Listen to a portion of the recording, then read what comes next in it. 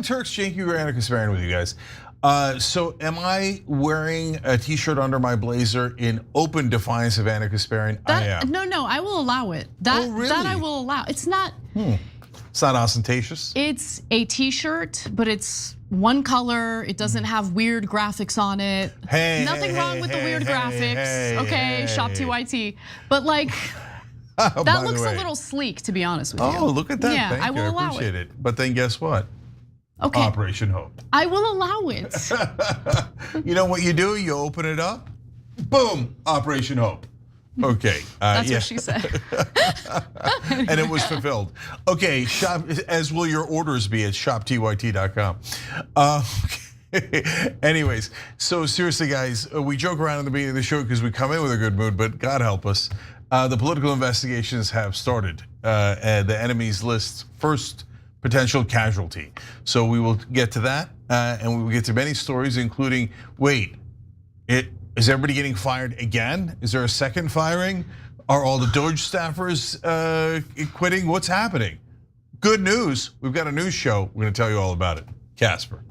Well, before we get to the endless trickle of stories involving federal workers, I think it's important to talk a little bit about what's currently happening with the Democratic Party and their strategy in regard to the budget that Republicans are trying to pass in the House. So let's get to those details. As Republican House Speaker Mike Johnson is having a hard time keeping his own party united on a budget bill, Democrats seem to be a little bit worried that some of the older individuals within the party aren't gonna be around to vote on the budget bill or vote against the budget bill. At least that's what we're hearing from Hakeem Jeffries. And that's what Hakeem Jeffries also communicated in a Dear Colleagues letter that he sent to House Democrats. Now, of course, Hakeem Jeffries is the House Minority Leader. And well, Cenk, what do you think about some of the Democrats missing votes because they're too old and frail and ailing? Yeah, this is part of the problem. One of the guys in the story is a guy I kind of generally like, but that's my point. It doesn't matter if I like you or don't like you. It matters whether you do your job. And interesting little bit of drama around Nancy Pelosi in this story. We'll get to that as well. All right, so let me just set this up for you so you understand the context, and then we can get to the juicy bits. So Republicans, as we all know, have a majority in the House, but remember, it's a razor thin majority. So as we speak, the GOP has 218 members in the House, whereas the Democrats have 215. Now, any disagreement within the Republican Party in the House is gonna be an issue for Mike Johnson because he's going to assume that the Democrats are gonna vote against the budget bill that Republicans are drafting.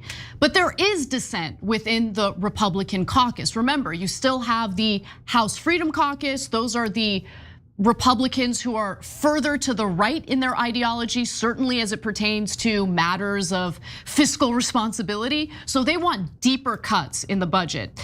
And so if Mike Johnson is gonna lose several of them, he is going to need to appeal to Democrats. But the big question remains, will enough Democrats be healthy enough to show up and vote? Okay, so first, let me give you some details on where things stand right now with the budget bill. House Republicans are planning a vote on a budget resolution that lays out at least $4.5 trillion in tax cuts and a $4 trillion debt limit increase. That's a lot, as well as $2 trillion in cuts to Medicaid, nutrition assistance, student loans, and other federal programs. Now, this is a side note, but it's important to know it.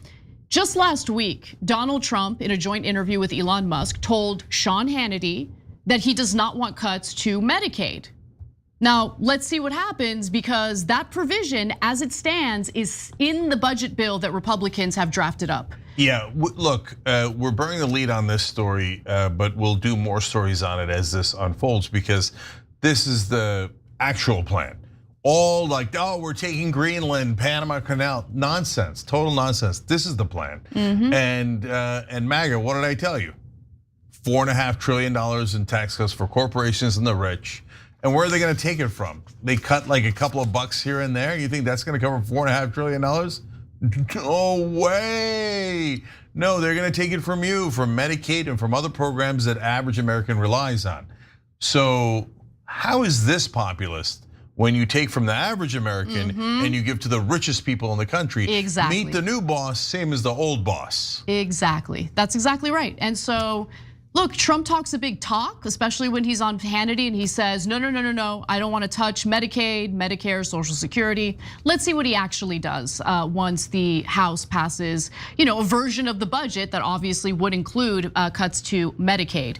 Now, believe it or not, some Republicans think, not enough. Let's actually rob the American people of more funding for these programs that essentially fund social safety net programs within the federal government. One example, for instance, is Republican Congresswoman Victoria Spartz. She's a Republican from Indiana. She said that she's a no on the bill as it stands, while others are privately expressing concerns. She wants deeper cuts. Mike Johnson can likely only afford 2 defections at most. And that's where the Democrats come in. Can he convince Democrats to vote for the budget? And believe it or not, apparently, according to some of the Democratic leadership who spoke to Axios, there are some centrists and moderates who are considering it. Yeah, oh really, huh? Well, that's gonna lead to our next story in a minute, if you're watching the live show at 6 o'clock, about how Democrats are now starting to take money from the same exact donors. Starting. So, will they defect because they were literally paid to? Maybe. So that's to come, but first they got to be able to show up. So let's talk about that. Now, Axios reports that House Minority Leader Hakeem Jeffries is in fact worried about older and ailing members that have regularly missed votes in recent years, especially since the beginning of this year. So he wrote a letter to Democrats in the House asking them to, maybe consider doing their effing jobs and show up. And if they're unable to because of their frailty and their age, maybe consider retiring.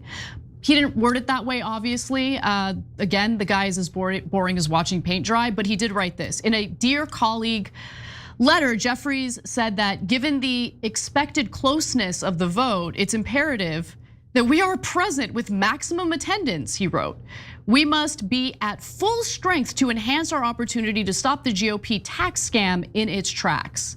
So the letter to his colleagues, by the way, came after House Minority Whip Catherine Clark also stressed the importance of every Democratic member of the House showing up on the day that they vote on this legislation.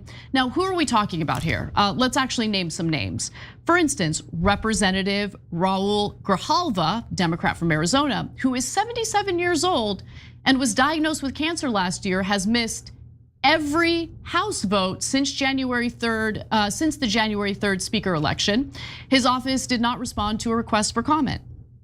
Nancy Pelosi, who is still recovering from hip surgery, does plan to show up to vote. So I guess credit where credit is due. But again, another concern for Jeffries is that some of the centrists who tend to break ranks with Democrats on key bills might do the same when it comes to the budget and vote along with Republicans. Because look, if they are also taking money from corporate donors who want the tax cuts, they're gonna deliver on behalf of, the people they really care about, their donors, as opposed to their voters. So. Yeah. So the reason I like Raul Grijalva is a personal one, but also a policy one. I went and asked a couple of Congress people to join Just Democrats back when we started that. And it was a tough ask because we were asking them to do two things that were difficult. One was don't take any corporate PAC money anymore and be okay with primarying incumbents. So that means your colleagues were going to run against and you're going to be okay with that. Those are very tough asks. Only a few people joined, Ro Khanna, of course, Pramila Jayapal, interestingly enough, and Raul Grijalva. And when I was in his office, he asked his staffer, hey, do we have any corporate PAC money?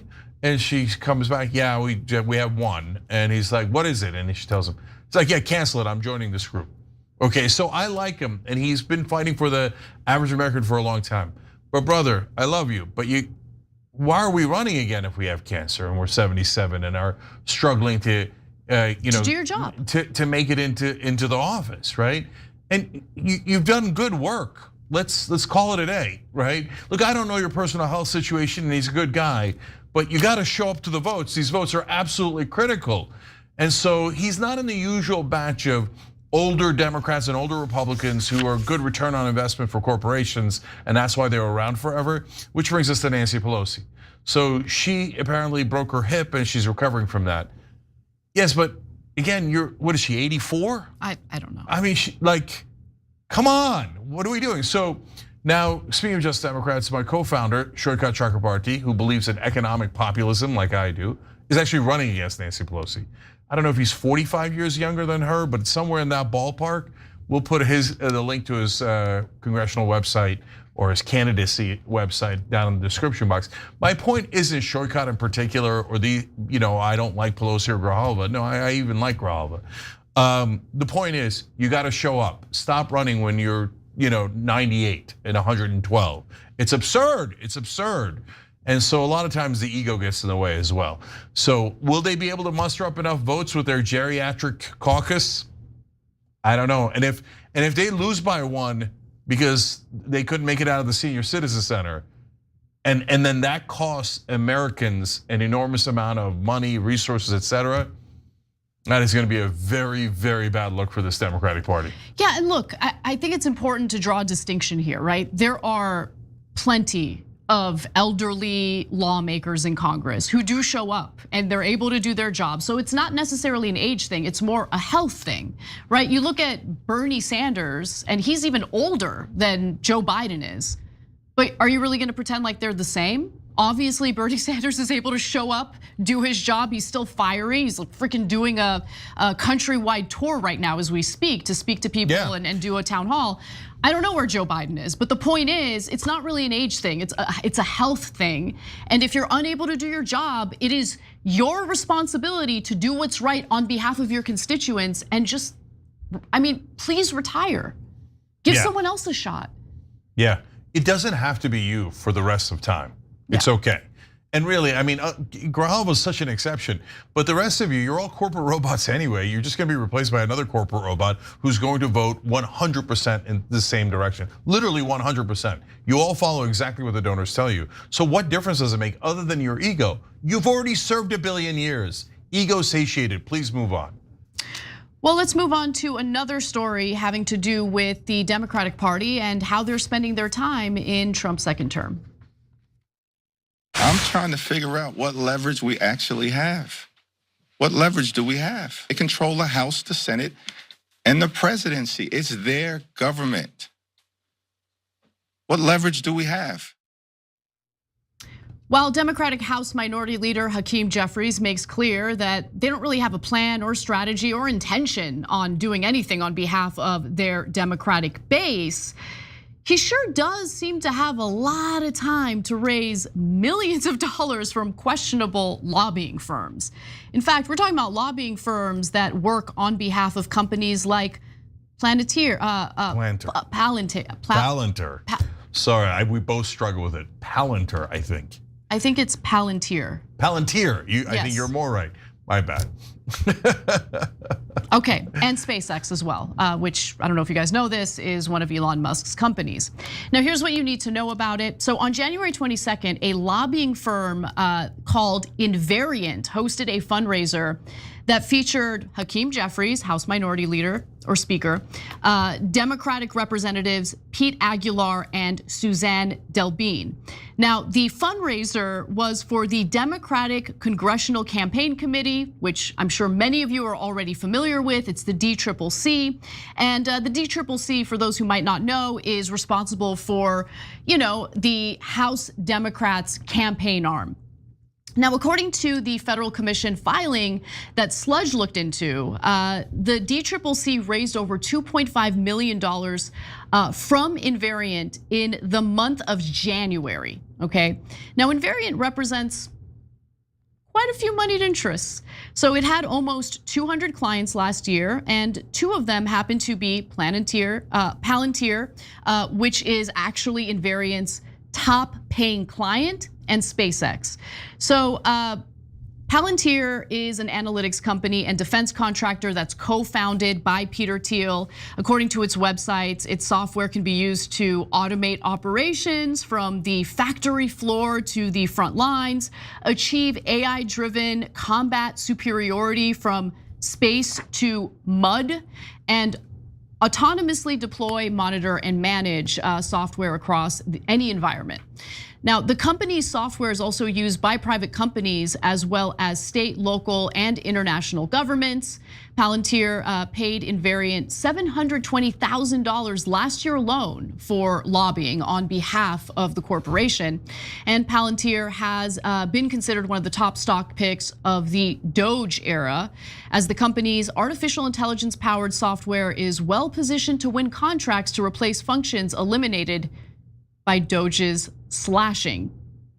So lots of money-making opportunities here for private industry, and it's tied to the fact that the Trump administration, with the help of Elon Musk, who of course has conflicts of interest, is mass firing federal employees.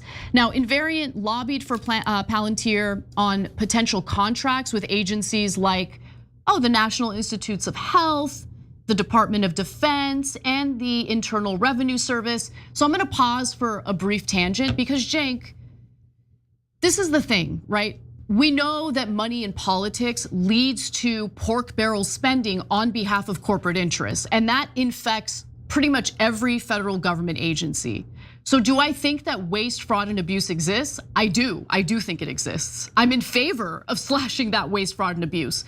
But we also have to acknowledge the fact that the root of that problem is the lobbying that is allowed in this country and the money that flows into the campaign coffers of politicians in both political parties. That is the heart of the issue here. That is what leads to the waste, fraud, and abuse. That is what leads to the redistribution of wealth of working, like hardworking American citizens up to the very top, to all these corporate donors, corporate executives. You get the point. Yeah, so this is one of Peter Thiel's biggest companies and one of his biggest bets. And he's not a minor investor in this, he's a founder of it. So there's a big difference there. And so he's a founder in another entity called JD Vance. He totally bankrolled his Senate campaign when he started paying JD Vance through campaign contributions. By the way, JD Vance used to work for one of his investment companies as well. So he's owned him, been friends and colleagues for a long time. Then he gave him about $10 to $15 million. Before he gave him that, JD Vance didn't even register. Afterwards, he started climbing up the ranks, came into second place in that race, and then eventually got put over the top by the entire, ecosystem, Trump ecosystem, right? So Palantir has a lot of contracts with the Pentagon, and by the way, also kind of could be critical in spying in on us. So a lot of high-tech intelligence work as well, from what I've read in the past about them.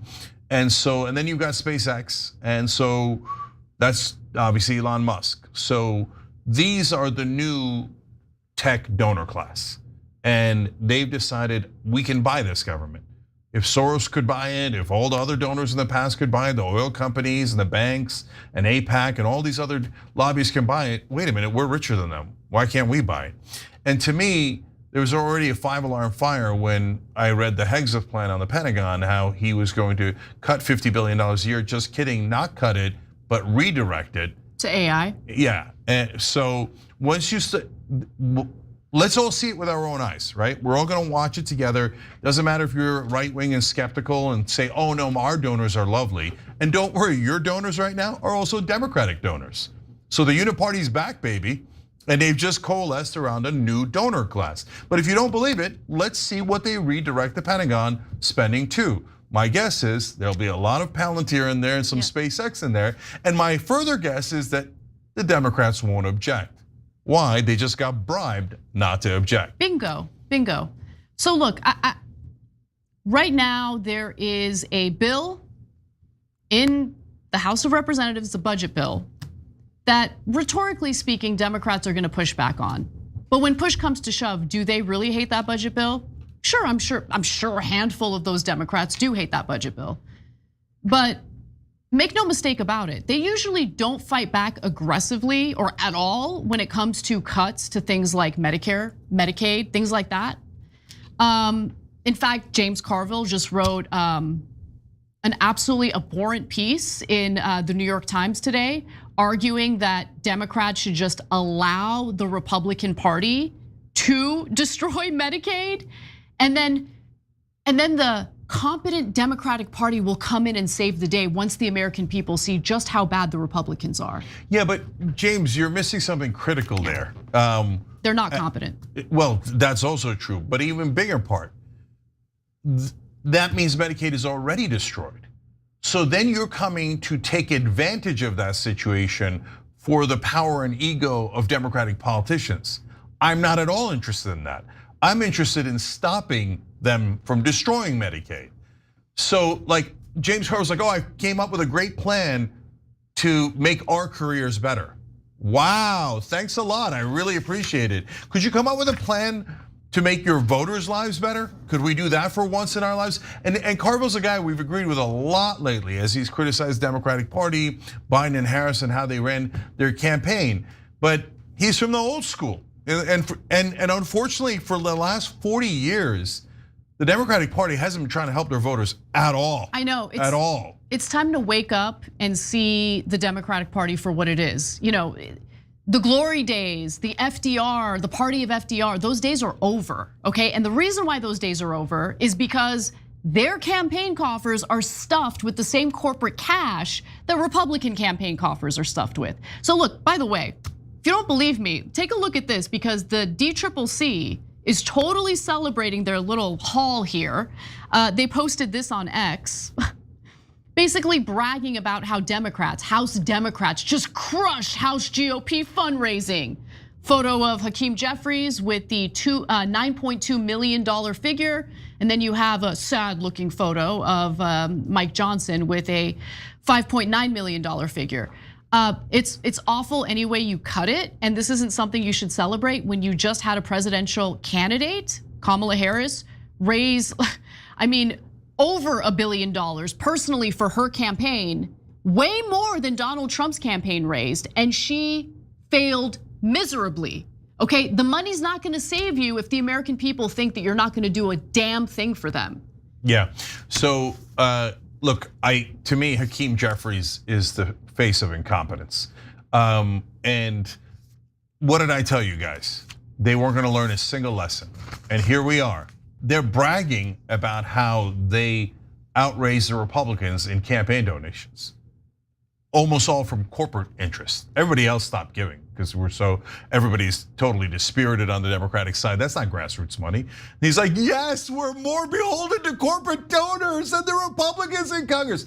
You moron, that's why you lost in the first place. And then he does that press conference we showed you in the beginning. Oh, there's nothing we can do, man. We're total losers. We're totally incompetent and don't know what to do, right? So, and that incompetent, corrupt guy, when you criticize him, what are the losers in Washington going to do?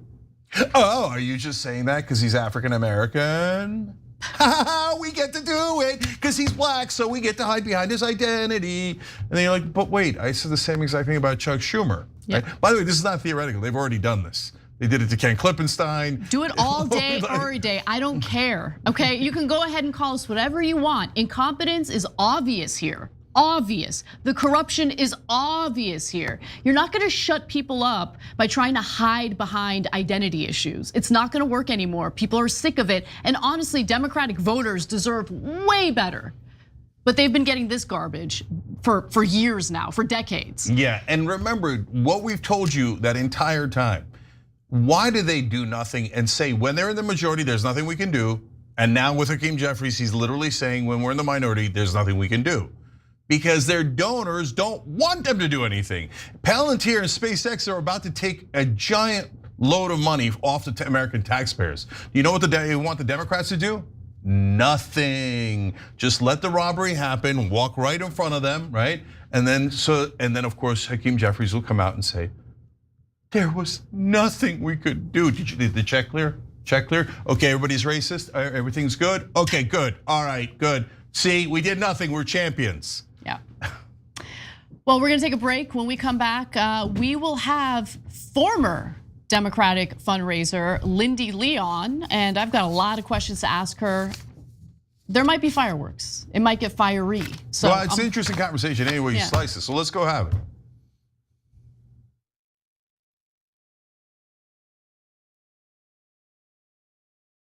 Every day, the Young Turks delivers 2 hours of solid, fact-based, timely news and progressive commentary on all the day's most important stories. We keep our viewers informed while also providing perspective and insight on the news we cover, so you understand not only what's happening, but also what's happening behind the scenes, the stories behind the stories. We play musical chairs and put these children in one awful detention facility to the next. That's what's happening at the border. The things that got him banned, he's still spreading. So presumably, I think it's reasonable to say that if you allow him back on the website, he's going to do it again. Any legal voter that we deem not willing to vote for my side shouldn't vote because it'll replace me that's supposed to vote for my side. That's not how voting works. That's not how democracy works. And while many people following today's political news can get discouraged about the direction of the nation and the world, that's not us. At TYT, we're genuinely optimistic about the future, and with good reason. Today, wide majorities of Americans agree with our progressive stances on issues ranging from healthcare and education to climate, immigration, and wages. The rising generation of young people are also overwhelmingly progressive in their political beliefs and policy objectives, and they're increasingly flexing their muscle as voters and activists to demand change from our elected officials. The traditional mainstream media is mostly AWOL. They, along with the government and many other cherished institutions, have been captured by corporate interests. Audiences sense that they're not getting the whole story or even the truth from once trusted outlets, whether broadcasting cable TV news networks or national newspapers and magazines. The antidote is the Young Turks. Unlike mainstream corporate outlets, we're not beholden to corporate advertisers, the defense contractors, to Wall Street, or to Big Pharma, and we don't carry water for the Republican or Democratic parties. So watch us Monday to Friday at 6 p.m. Eastern, 3 p.m. Pacific, and join the thousands of progressives around the globe who tune in every day for TYT's unmatched, award-winning content and see what it's like to experience a news organization that only answers to you.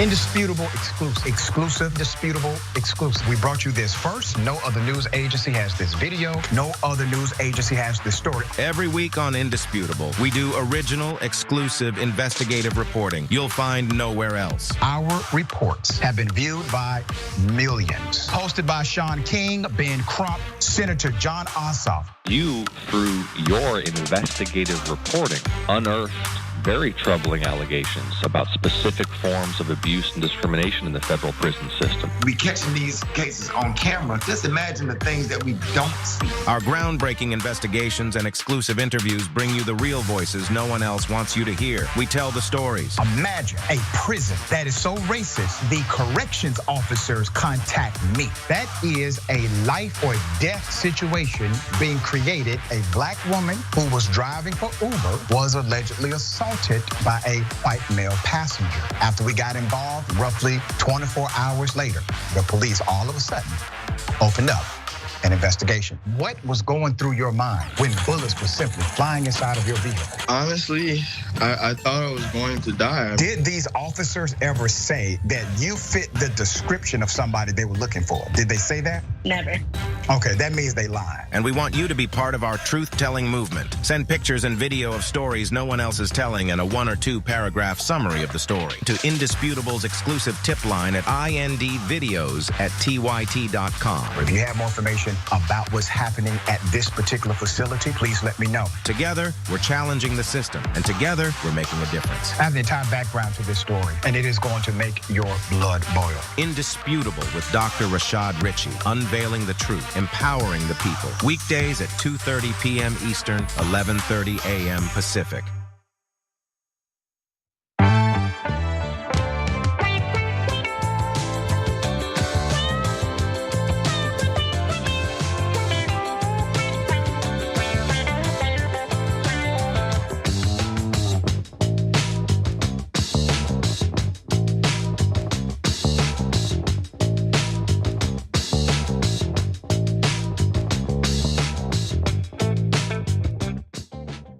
All right, back on TYT, Cenk Ana with you guys. Now we have an interesting interview for you all. We sure do. Why don't we get right to it? I believe you could be a Trojan horse. I believe that someone who spent the better part of the last election supporting Biden and Kamala Harris all of a sudden sees the light after Donald Trump wins an election. I mean, you're not that much different from Mark Zuckerberg and Jeff Bezos. Well, I know that I have a lot to prove, but give me a chance to prove that. Don't shut the door. I have a lot to offer, and you're not going to find a harder worker. I'm already working hard to make sure that we nail the midterms because this is absolutely pivotal. We can't go back to woke and the trans insanity. I am done with that.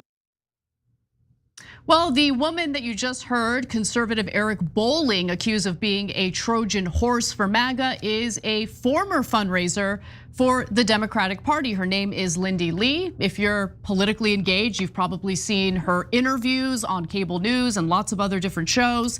And after helping Joe Biden and later Kamala Harris raise millions of dollars for their campaigns, including Biden's re-election campaign, Li went on to defect from the Democratic Party and support Donald Trump.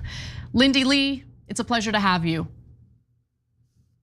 Thank you so much for having me. You guys, I've been watching you since I was out of college, so this is very surreal for me.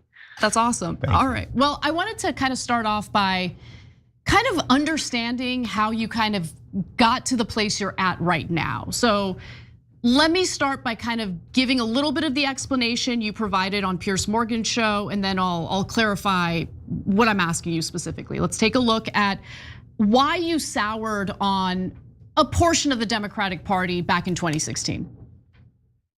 Ideologically, it's a massive, massive move to go from somebody who supports Joe Biden and Kamala Harris to somebody who supports Donald Trump. I've always been on the conservative wing of the party, and there's a paper trail. 5 years ago, I went to war with the Bernie Bros. That's how I emerged on the public scene. That's how I got my start. I, as a conservative, refused to vote for Bernie Sanders because he went against everything I believed in. Okay, so you were against the Bernie wing of the Democratic Party, which I identify as like the economic populist wing of the Democratic Party. Wing is a little generous. I would say there's like maybe 2 people in the Democratic Party who identify that way. But you also soured on the economically or fiscally conservative but socially far left wing of the Democratic Party. Let's take a look at that. When I first became a Democrat, it was actually pre-Obama. We believed in middle-class values, fiscal responsibility, like moderation. We didn't think that biological men should be in women's sports. That's a fairly recent development, I think. Like in the past 5 years, I'm not in favor of that. I think that's absolutely just lunacy. These are recent developments. The woke and the trans insanity, the DEI stuff, I didn't sign up for that. I just didn't, and I was terrified of vocalizing my opposition. So, who did you like in the Democratic Party? Because those are the 2 separate wings. And I'm curious if you might have just always identified as conservative, but wasn't really fully self-aware. What do you think? First of all, thank you so much for asking questions with respect. Over the last couple of weeks, I've been kind of on edge of my seat waiting to be attacked because of my views. Thank you so much for being gracious about it. I as the years went on, I don't think I really like anyone. I most closely identify with my friend, Governor Josh Shapiro.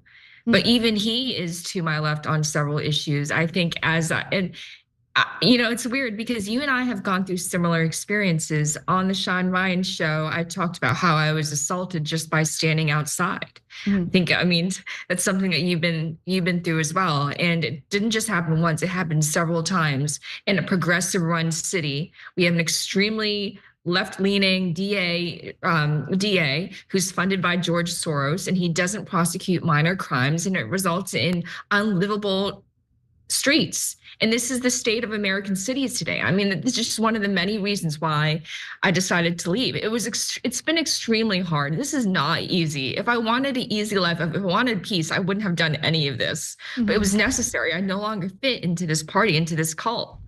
Yeah, Lindy, I'm curious, as a conservative Democrat, why were you so animated by the Democrats in the first place? Why go through the significant effort of raising money for them? This is just my entire life. I grew up in the age of Obama.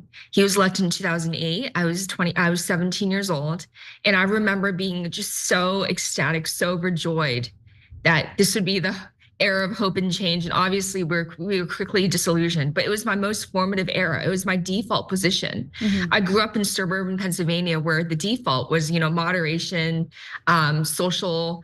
conservative Democrats. And that's essentially what the collar counties of Pennsylvania are known for. It's a swing area. And I didn't really have a reason to question my entire belief system until the last couple of years. And this took me a long time to come here, but over the last couple of years, it didn't just happen suddenly, as people say. This has been a very gradual process, and it's also been deeply personal to me. And one thing that I've never said before is something that happened to me over the course of this past decade. I was put on birth control in 2018 because of health issues, and it completely upended my life. How so? I really never said this before, but it's really had such a traumatic and tremendous impact on my thinking. I feel like I wasted 5 years of my life because I was on birth control. And when I decided to come off it in May 2023, I felt like I reclaimed my life and realized that conservatives were right about birth control. It completely hijacks your hormones. It makes you extremely anxious. And I would just expect it to just take it without question. I tried to express my concerns to my doctor, but she was living in this liberal ideology where you could just medicate yourself to recovery. But now that I've been off it for 2 years, I feel like I'm a new woman. I finally have full control over my mind. And I'm finally free to be who I am without being shackled. So Lindy, I'm sympathetic to what you're saying. Look, I do not, my body does not respond well to hormonal birth control, but that had nothing to do with my political identity, right? And where I stand on specific political issues. Now, I feel alienated from the Democratic Party because I first of all, I don't even know what the Democratic Party at this moment represents. They sometimes run on these big, bold policies, never deliver. And for me, I am very much economically left wing. I agree with you on some of the extremities of what's happened to the Democratic Party in recent years, but I actually view that as a symptom of the corporate cash flowing into these campaign coffers. And then you have like this party that essentially is similar to the Republicans in wanting to pursue policies that are way more beneficial to corporate interests and the elite in this country. And so what do they campaign on, and what do they actually do when they're in power? They lean heavily into some of these social issues, and they get more and more extreme, every election cycle. And in the end, they went too far, and people kind of turned their backs on the party. And that's how I kind of view the situation. So when I look at the political landscape, I personally feel homeless because the Republican Party isn't really economically left. And the Democratic Party, I don't know what they stand for, but I know where I stand on the issues. And I'm trying to kind of figure out what your real political identity is outside of your personal experiences. Sorry. If I were to boil it down, I would identify myself as a conservative environmentalist. I care deeply, deeply about the environment. It's like my reason for being almost. I'm a dedicated environmentalist and have been my entire life. It's my #1 issue. I do want to say one thing though, having been on the inside, another reason why I had to leave was the deception on many different issues. I saw that they were lying about Biden's age. And when I did in 2022, that's when they first started really lying about it. Like gun-ho, aggressively lying about it. I leaked to the press that they were. And I did everything I could. But you would be ostracized, you would be destroyed if you dared to say that Biden had cognitive decline. They just would not allow you to say, you couldn't even question it internally. But that's all donors were talking about. All of us knew what was going on. It was like an emperor has no clothes situation. And then we all had to pretend that Biden was just some like God, this demigod who was so magnanimous and couldn't do wrong. And then he leaves and on the last day pardons his entire family. It's just so destructive to all of our institutions and undermines any arguments about Trump being corrupt when you can just point to Biden doing the same thing essentially. Yeah. So I'm just sick and tired of the blatant hypocrisy, the excommunication tactics, the fact that you can't ask any questions. I tried to reform the party from within, but they wouldn't have it. They banned me. The first moment, like within a week of me asking questions, I was taken off all the lists. And at that time, I was just asking questions. I wasn't even criticizing, and they wouldn't even hear it. So Lindy, it was just unbelievable that they were so quick to ostracize me just for raising questions after I raised millions for them, after I organized, after I gave everything. I gave everything I had to the party. But even over this past year, my mind was starting to change. I just didn't want anything to do with much, a lot of their policies. Yeah, Lindy, I'm continuing to be curious about the fundraising because it wouldn't have occurred to me to become a fundraiser at all for either party. So how did that come about? Where did you raise the money from? Why did you go into that? Why did you go in that direction? First, I want to say once and for all that I wasn't paid a single dime. People say that I was a consultant or, I was just grifting off the Democratic Party. I'm a donor. I give. I raise money and I give. I do not take. I haven't been paid a single dime. I did get like care packages with like cookies and stuff. I guess if you count that as payment, then fine. I don't even eat cookies. I gave them away. But I was not paid to do this. I did this because I wanted to. They recruited me in 2022. They came over to my home, actually. It was pretty aggressive. And they asked me to, because I ran for Congress and I was able to raise a sizable sum then. So they saw that I had a record. They recruited me to be a part of the National Finance Committee. And you had to raise millions of dollars to qualify for that. And that became my world, like my friends. And I'm kind of introvert. They were just my entire world. Yeah. They were, the only friends I knew, essentially. It's actually kind of sad. And that I've had to rethink everything. Yeah. So that it sounds a little skull and bones. They tap you on the shoulder. Okay, we're going to ask you to raise money. It's very one-on-one. And having been recruited, I've then recruited others. So it is very skull and bones. It's actually a great analogy. And so they recruit you and then you recruit your friends. And it's kind of this pyramid scheme. Wow. And then the higher you go, the more access you have. And so I ended up raising millions. Wait, Lindy, that's super important. So look, obviously you run in a wealthy circle, right? Like if I went to go recruit money for my friends, I'd raise $50, $75, maybe a couple of them, right? And then God bless, etc. But so that's interesting that if we're being honest about it, in this wealthy class of folks, they're getting recruited for the Democratic Party, the Republican Party. That's like a common occurrence that the rest of us are totally unaware of. So that's already interesting. But you said I guess it's normal to me, so I don't even realize it. Yeah, so that's so normal to you. For the rest of us, we're totally unfamiliar with that. And it feels like there's a little bit of a Scientology kind of thing going on here where you move up the ranks. So if you move up the ranks, what extra access do you get? I wish I could show, I actually have a PDF that details exactly what you get. For example, at the convention. What'd you say? Can you send that to us, that PDF? Can I send it to you after and you can show it to me? Yeah, of course. Okay. I don't know, it's somewhere in my emails. But let me just describe it now. Mm-hmm. At the convention, there were different gradations. Like if you were to raise 100,000, I think it was like, oh, you get to go to an event with the president, like the bare minimum.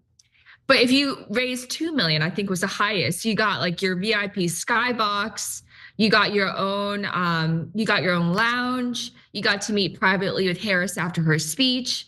They laid it out so carefully for you. And I even at the time, I was like, isn't this like blatant pay to play? I even raised concerns. I was like, you don't want this floating around, do you? Because they laid it out so clearly. It was like legalized bribery. Yeah, and that's exactly what it is. Wrong at the time too. But I'm sure both parties do it. I don't think this is, I haven't obviously seen the Republican, I wasn't part of the Republican convention, but I'm assuming they had something similar. Yeah, Lindy, there's absolutely no question that both parties do it. Yes, 100%, they both do it, no question. That's partly why they're called the uniparty. Which leads me to my last question. I'm genuinely curious about this too, Lindy. So why go all the way? Like why not, okay, like for example, I'm horrified by Democratic Party leadership.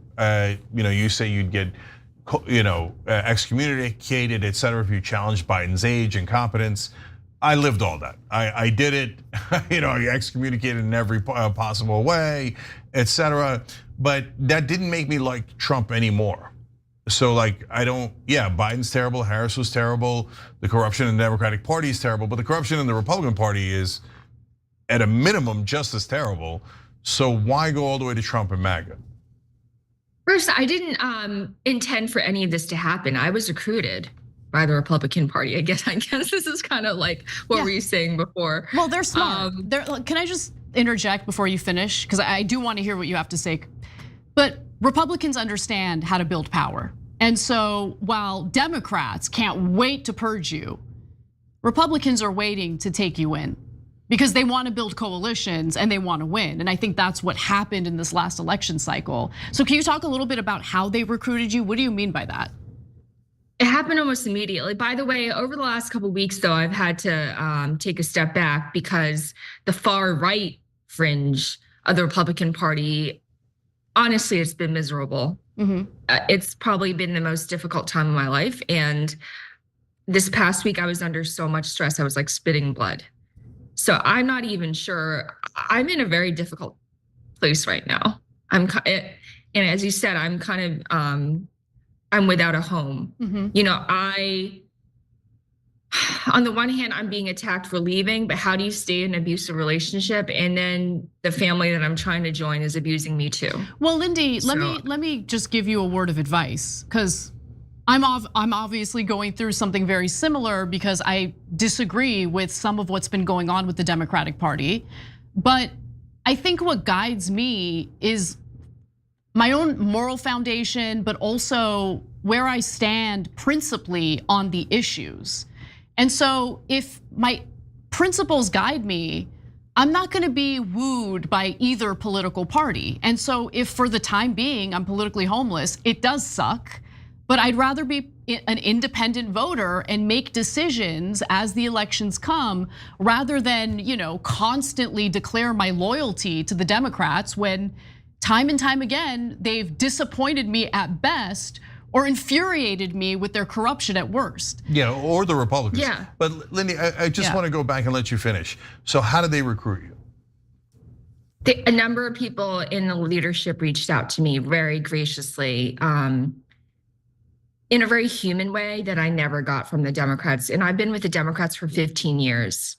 I never got the amount of, it was just like, they understood, these are individuals, I don't wanna, put a target on their backs because they get harassed because of me. But they reached out to me because I did see that I was in pain.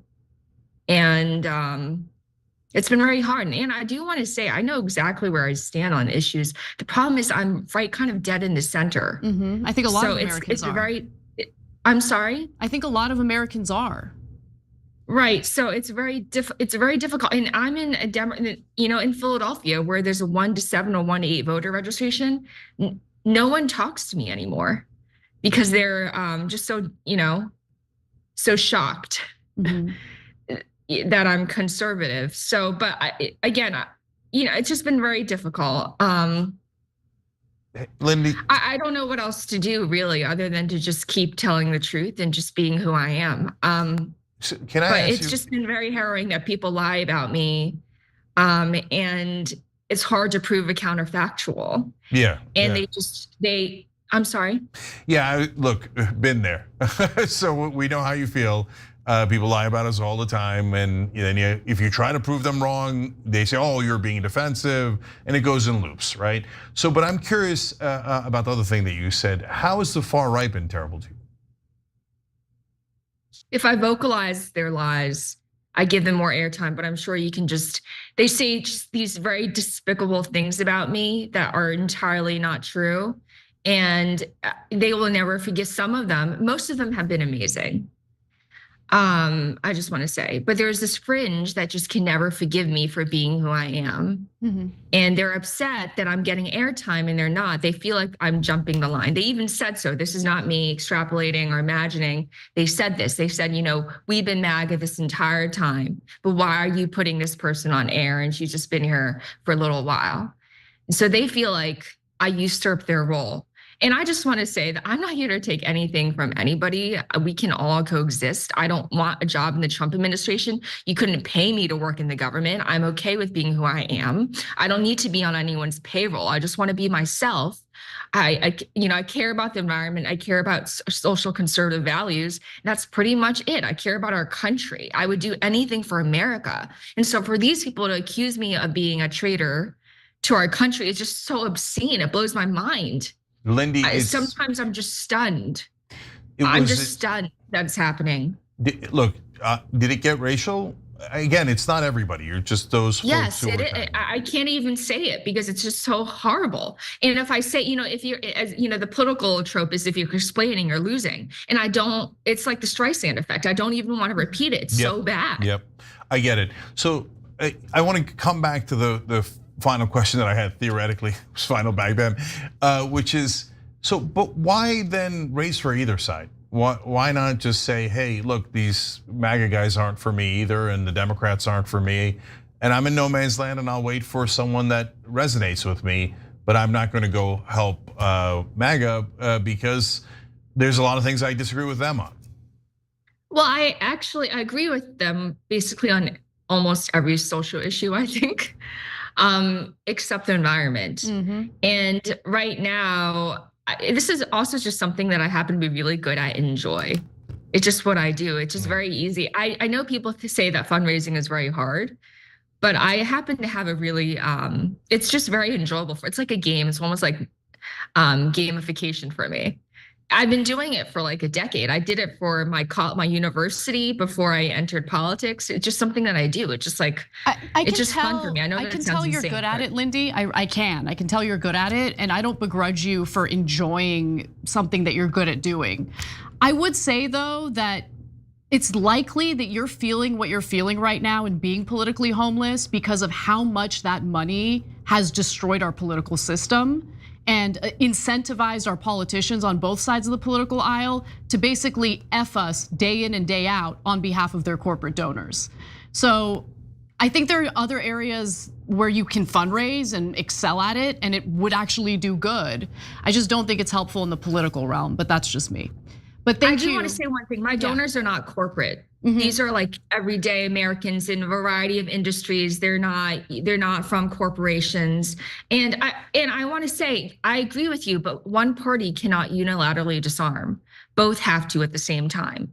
So until both parties reform at the same time, until we do something about Citizens United, it doesn't make sense for one party to just say, okay, we're not going to do this anymore, But yeah, both parties it's just, especially with the advent of super PACs, just been insane. I've had people give tens of millions to, PACs like Future Forward and whatnot. So they're not wealthy. No, they're wealthy. Yes, but I don't mean they're not corporate. A lot of them, they could be any, like I had someone who owns a vineyard. They're not necessarily like corporations. Got it. It could be anything. Some of them are immigrants who worked hard all their lives to get here, but they're not, I don't mean they're not part of like huge conglomerates or anything. At least my donors are not. I can't speak to like everybody, but Okay. Yeah, I understand. All right, look, really interesting perspective. Hang in there. I'll send you the graph that I talked about. I'll send it to your producer. It lays it out. You'll be stunned to see what the incentives are. I think it's really very eye-opening. Thank you, Lindy. All right, Lindy Li, thank you for joining us. Appreciate it. All right, we're gonna take a quick break, guys. A lot more to come, including the political prosecutions have begun. So that's breaking news from today. We'll tell you all about that in a minute.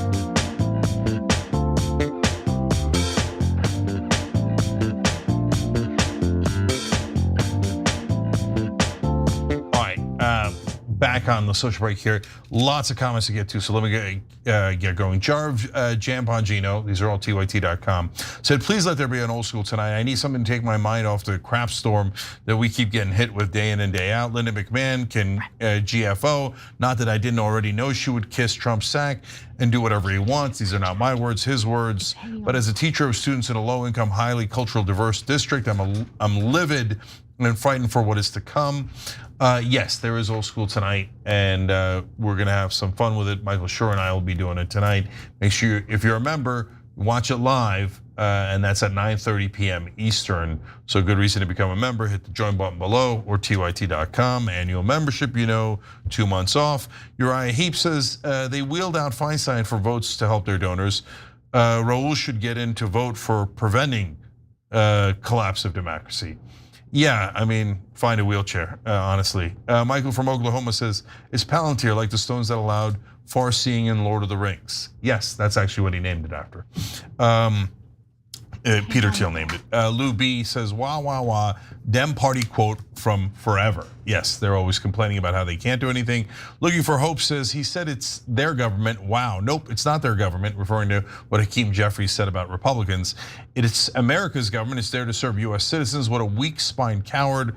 I want to hear our representatives fighting for us.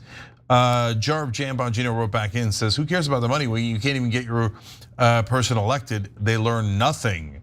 That's referring to, again, Hakeem Jeffries saying no, but he didn't say it, but our report about how they raised $2.5 million and then bragging about it, okay? Bragging for what? You guys lost. Eugen writes in, I don't trust this woman. All of her books are the same size. Okay, at first I was like, whoa, and then I was like, oh, okay, it's a comment about the books. Adam Birch said, I'm gonna pull a Cenk and say that I called the mineral robbery in Ukraine the second I heard the minerals mentioned by conservatives. I thought that only because TYT has taught me how to be skeptical when it comes to the motives of those in power. Thanks, Cenk, Ana, and all of the TYT for making me a more informed American. I love that you were on top of that mineral story. Yes, it's the lithium. Pessimistic Progressive says something interesting. I'm seeing a lot of snarky / hateful comments towards Lindy. What I see is a complicated person who feels politically homeless right now. While I disagree with many of the things she says, I do understand some of the points she's trying to make. As Cenk has said many times, trying to label or shame this person does nothing to help.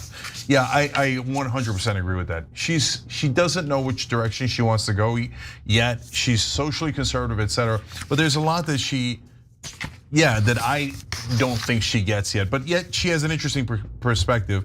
Organic Panic says her frustration with the DNC makes total sense. However, as a self-proclaimed environmentalist, she said, it's my reason for being. How is she identifying with the GOP? What policies is the GOP back that she can identify with on her reason for being issue? Look, I agree with you as well. I would not have done what she did. I would never raise $1 for the Republican Party or MAGA or Trump, but she's more.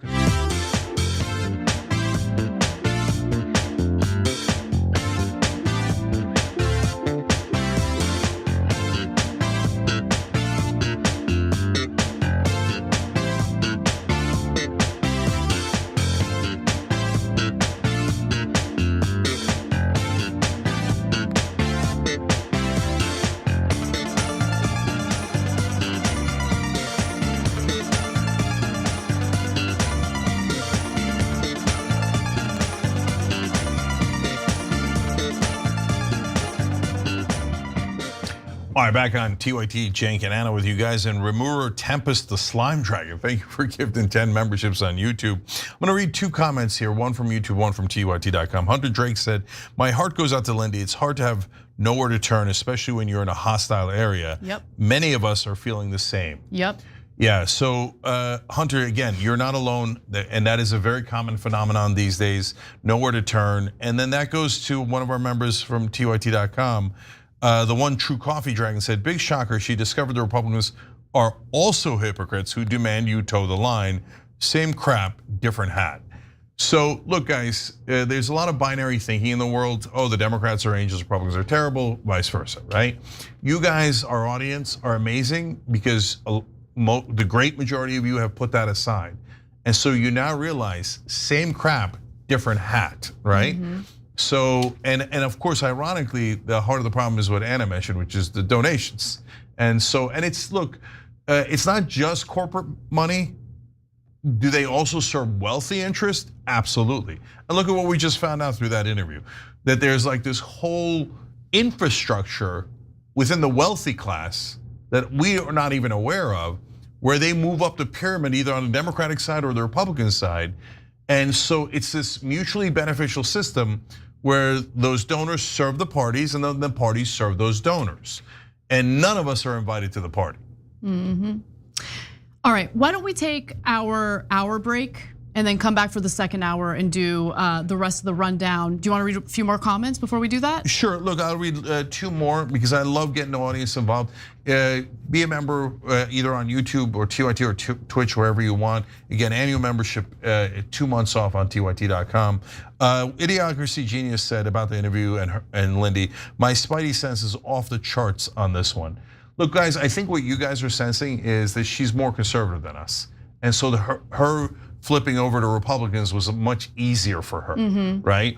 So I agree with you guys. I think she agrees with you. She said it, right? She's very conservative on social issues in a way that we are not, and on economic issues we're very left wing, and it doesn't appear she's very left wing. She really, the only thing that was keeping her in the Democratic Party was that they tapped her on the shoulder first, and she's into the environment and wants to protect the environment. That's really it. Whereas, us and a lot of you guys are just on economic policy, we're left wing, no question, right? Yeah. So, and I think that's the correct way to go, and we care a lot about it. Not everybody, even if they're giant donors and bundlers to Democrats or Republicans, you'd be surprised that those folks, that's what they're good at. That's the thing that they know how to do. It doesn't mean that they're as animated about the issues as you and I are, even though they're a much bigger part of the system. A lot of them barely care about the issues. All right, last one. Michael from Oklahoma said, I think it's good that TYT gives voice to various viewpoints. I think some of her points about the Democratic Party inside game are interesting. Calling out the party line thinking is good, but I feel it feels somewhat insincere, and I find myself questioning the truth of what she's saying. And personally, I don't like any of her positions except on the environment. She seems manipulative to boot. So Michael, that's your perception, and I don't begrudge you that at all.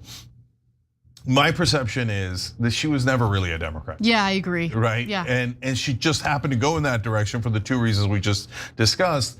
So you're feeling like, well, that's such a big switch. It makes me uncomfortable. Is she earnest? And my conclusion, and I might not be right, is that she is earnest.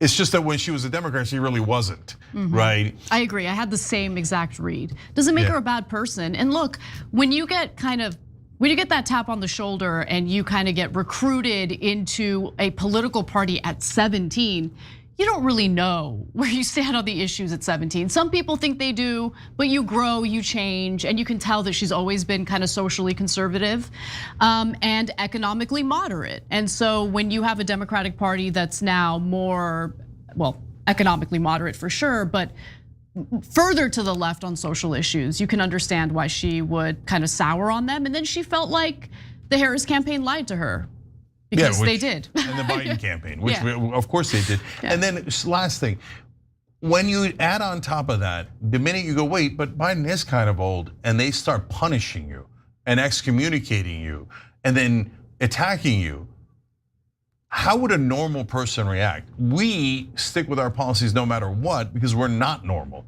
right? But a normal person would go, well, if you hate me and I don't really care that much about the issues anyway, then I'll just go to the other side, right?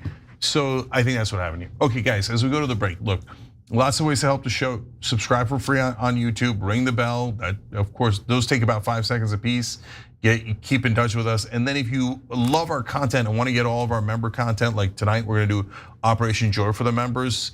And we're gonna talk about life plans and how you could get to success. That's an interesting topic. That's just for the members. So hit the join button then on YouTube or tyt.com/join. And as I've been saying, you get 2 months off for annual subscriptions on tyt.com. All right, we love you guys. We're gonna come right back, and we've got some super interesting news, including the politicization of the Justice Department.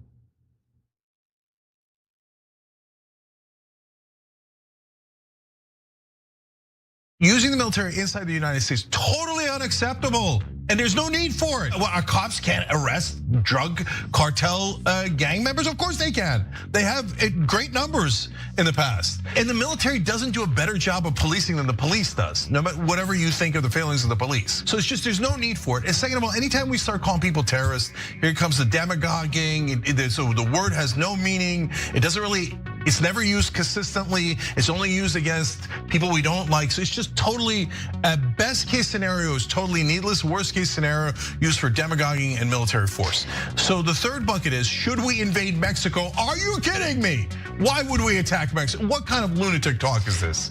And I know why Trump's doing it. He thinks keep everything on the table, right? And let me make sure that I use my leverage, and this is among my options.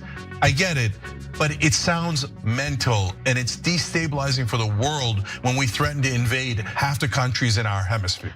What are some of your proudest projects at TYT? CDR, I mean, pitching the idea for this show and making it a reality and seeing it grow and evolve over the past 5-6 years.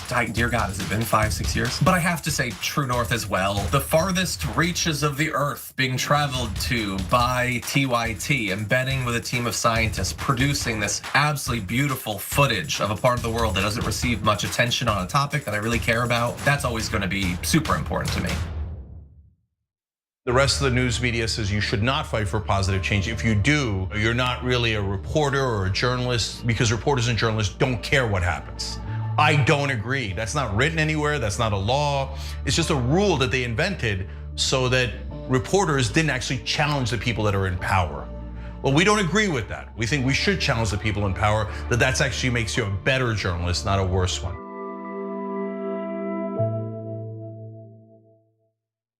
All right, well, the Young Turks special election day coverage dropping.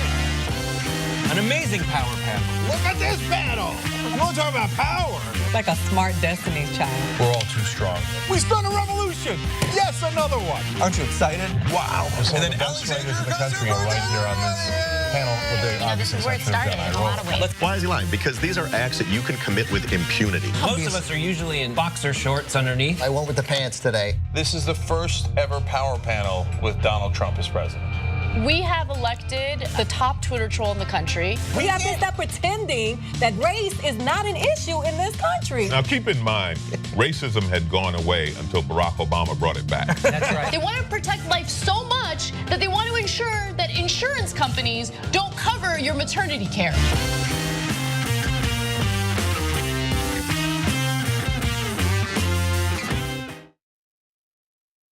How do you know if you're a populist? Easy. Do you work for the donor class? You don't? Great, you're a populist.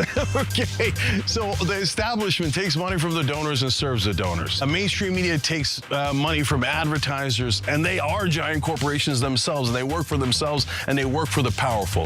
If you care about the average person, and you want the average person to have better health care, better wages, a better life, and you hate corruption, congrats, you're a populist. You don't see a lot of news coverage in the mainstream media of the peaceful Black Lives Matter protests that happened throughout the country. Black Americans are hurting. Minorities in this country are hurting.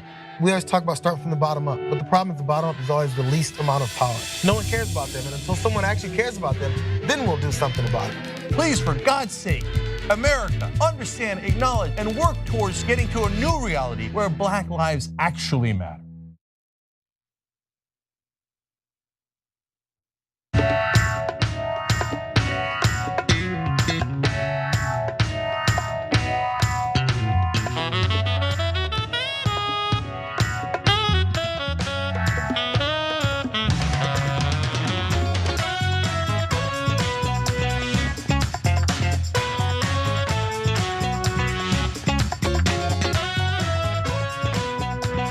All right, back on TYT, Cenk Ana, news.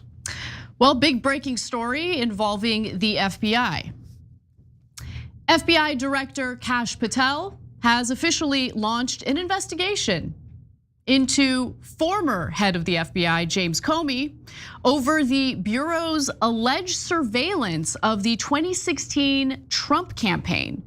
Now, this was a story that broke over at the Washington Times. This is a conservative publication, but they found that apparently there was some sort of FBI whistleblower who blew the whistle on James Comey, launching a separate investigation, meaning separate from the Russia collusion investigation, having to do with honeypots, 2 honeypots, who were allegedly attempting to entrap Donald Trump.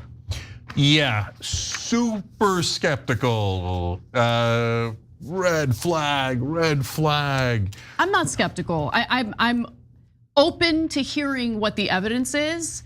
I think the bigger issue is politicizing government agencies against political opponents. No, I think it's a disaster. Look, you're telling me the guy that Trump hates the most, James Comey, right? Why does he hate James Comey? Because James Comey started the Russia investigation against him. True. So he's never going to let that go. But he also kind of screwed over Hillary Clinton. But he doesn't care about that. He doesn't, and he just cares. Good to Trump, not good to Trump. He was not good to Trump. He didn't let me do this, okay? So he hates James Comey. Look, if you're MAGA and you don't like me saying doing Trump's voice, and you think Comey's a bad guy and Trump's a good guy, but can we at least acknowledge Trump hates James Comey? Obviously, right? He does. Has a giant vendetta against James Comey. What did Kash Patel? What was he famous for? For having an enemies list that he would target.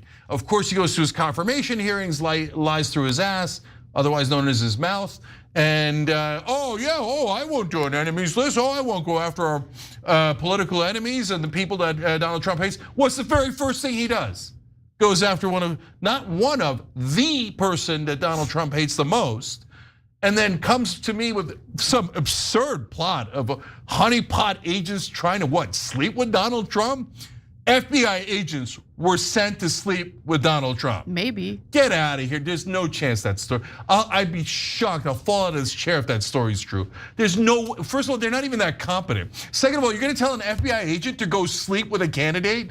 No, you're not. That doesn't happen in America these days. Guys, you're thinking 1950s, 60s, whatever, like dun, James Bond crap. This isn't it. They're largely bureaucrats. If you told a female FBI agent to go sleep with someone, you'd get fired and sued. Okay, let me give you the details as they are currently reported by the Washington Times, and then we'll talk a little bit about whether it's even illegal to use honeypots.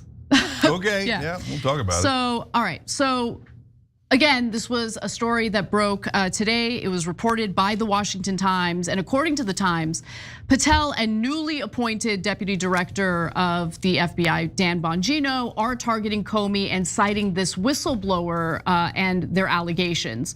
New leadership at the FBI is starting this investigation into the origins of the agency's plan a decade ago to infiltrate the Trump campaign of then candidate Donald Trump, using 2 female undercover honeypot agents. The off the books investigation launched in 2015 by James Comey was revealed by an agency whistleblower in a protected disclosure to the House Judiciary Committee last year, and it was first reported by the Washington Times in October of last year. In the intelligence community, a honeypot commonly refers to an undercover operative, usually a woman who shows up with a giant pot of honey to entice the target of the FBI's investigation. I'm kidding, obviously you guys know what a honeypot is. Now, according to the Times, Patel and Bongino have kicked off their probe by seeking to find Comey's 2 alleged honeypots. Yeah, good luck. They'll be on the same chase as OJ was to find the real killer. Okay, so Washington Times' Carrie Pickett, who broke the news story, wrote that the Times has learned that the Bureau, now led by Kash Patel and Bongino, is looking for those once undercover employees who were previously under Comey's direction. New leadership at the FBI is starting an investigation into the origins of the agency's plan a decade ago. I already read that part. Okay, so you guys get the point. I mean, that's all we know so far. No chance it's true. Okay, I don't know if it's true or not. Honestly, I don't even care if it's true or not. What I care about is politicizing government agencies to essentially serve as like personal hitmen to go after your political opponents. You know what this tells me? This story tells me that James Comey is spick and span. And I'll tell you why.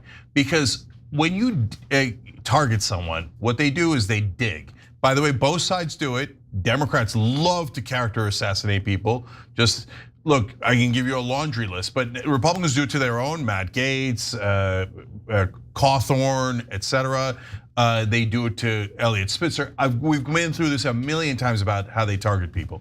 So when they targeted Comey, which obviously they did, they must have gone through all of his stuff. Oh man, we can't find any sex on him because that's the #1 thing they look for. Damn it, we can't find anything illegal on him. Oh, I got an idea. Why don't we invent this fantastical story about undercover agents that were so undercover we'll never be able to find them, but they were going to go and seduce Donald Trump and say, oh, Russia, Russia, Russia to him, or whatever nonsense that they're making up here. So there's no chance this is true, and it means James Comey apparently didn't do anything illegal his whole life. So congratulations, Comey, that they had to invent this crap to go after him. So, and by the way, if they arrest James Comey, that's it, it's begun. Then, okay, and by the way, if nobody says anything, because the Democrats also hate James Comey, because he did screw over Hillary Clinton right before the election, well, then you're gonna open the door. Then you open the door, they're gonna say, oh yeah, I found out that the next person, Liz Cheney or whoever, she was involved in something else where she found a literal honeypot and took it from someone's backyard. Aha! Okay, so now we're just arresting political opponents. Okay, so that's the era we're in. No one's been arrested, and look, if Comey is indeed spick and span, then I mean look, again, let me reiterate, the biggest problem here is weaponizing federal government agencies to carry out these like hit jobs on political opponents. I have a huge problem with that. And if Republicans think it's totally fine right now because it's happening on behalf of a Republican president, well, Democrats are eventually gonna be in power, and are you gonna be happy with them doing politically motivated investigations, using federal government agencies in this weaponized way? That's wrong, I don't agree with that. So I've taken tons of crap for saying no MAGA, huge portions of them are actually anti-war, are populist in different ways that I've explained. In this case, I'm being honest with you just as much. They're off the charts. They think, oh, for sure, Comey did it. I don't need any stinking evidence. Comey targeted Trump, it's over, we hate him. I'm so glad, I hope they arrest him and put him in Gitmo. And I don't need any goddamn evidence, I already know it. And then when you say to them, hey, this is a terrible idea, politicizing the Justice Department, it's unconstitutional, etc. They go, oh, the Democrats did it already, we're striking back. If somebody did something deeply illegal and unconstitutional, and I was in power, I would not do likewise. I would go, oh yeah, I'm just as illegal and unconstitutional as you guys. No, it's not cute, that's not clever, it doesn't help. Okay, all you're saying is, and by the way, okay, look, we can get back into whether Biden really did it for Trump or not, and we can argue over the different cases. I'm sure Biden made Trump take all those top secret documents and stuff in a Mar-a-Lago bathroom. I'm sure Biden did that. Okay, we can get back into that. But even if you believe Biden did it and it was terrible to Trump, you think strike back is a thing that's okay when you're using the United States government? You think this is a game? Is this personal? No, you don't get to break the law like that. And you don't get to say, well, they did it too. No, that just means, okay, you're at a minimum just as bad as the people that you thought were the worst of the worst. And it kind of flies in the face of wanting to do something about the very real problem in our federal government of waste, fraud, and abuse when you're literally cheering on a federal agency using taxpayer money on fishing expeditions against their political opponents. So look, if Comey's spick and span, he's got nothing to worry about because honestly, Cenk, what Trump supporters believe and want doesn't matter, okay? The courts don't care about that. The courts are gonna need to see evidence of wrongdoing by James Comey. And if that doesn't exist, then he's got nothing to worry about. But again, that problem of weaponizing a federal government agency. No, everyone has something to worry about. I don't know anyone who hasn't who hasn't jaywalked, who hasn't done, or they can't ruin their lives by making them spend millions and millions of dollars and drag them through the court system and get 50, 30%, 40% of the country that they were some sort of James Bond villain, etc. So how many people are they going to do this to? And the next guy, are they going to be as clean, or are they going to find something on him?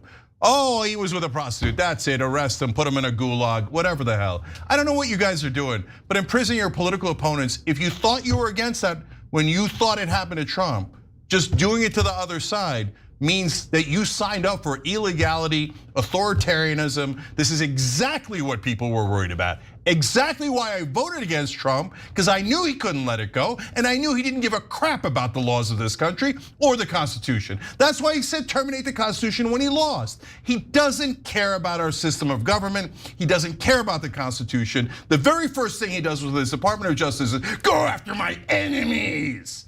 Yeah, well, that's what a tyrant does. Congratulations. All right, let's take a break. We'll be right back.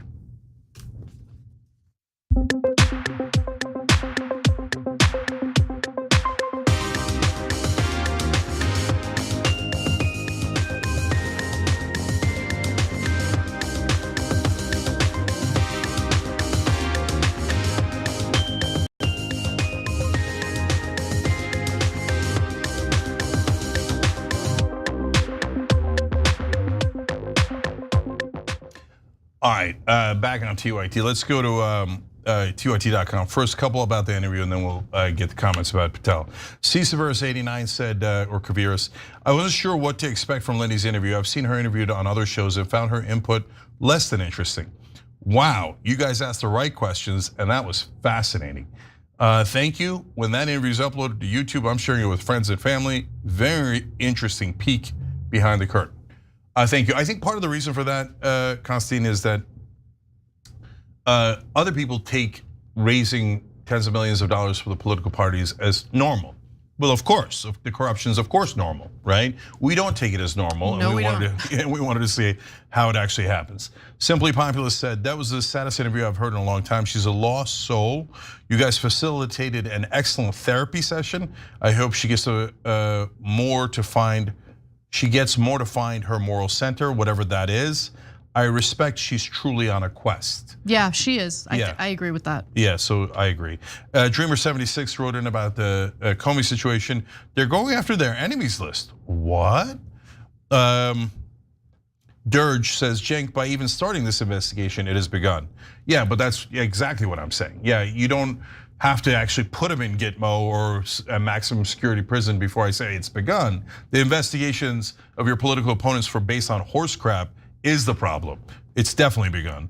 Slasher320 writes on Twitch, why doesn't she fundraise for the environment and stay out of politics? I don't know, look, staying out of politics or not, but I agree that I was almost suggested that to her, but we ran out of time. Like, if she raised money for a university before, go raise money for a university. That's a noble cause. Or for the environment, I agree. Decifol writes in, don't have the money to super chat right now, but just want to give Jen credit for being a hero of mine since 2007, respect. Thank you, that's wonderful of you to say, appreciate it. Bog says, I have a lot of empathy for Lindy, feeling politically homeless. She would do best to stop feeding the beast money and just being independent. Also, shame on your chat for dragging someone who's lost instead of offering help. Look, I don't know to what degree that happened. I hear you that some portion of the chat might have done that because you're at least the second person to reference that.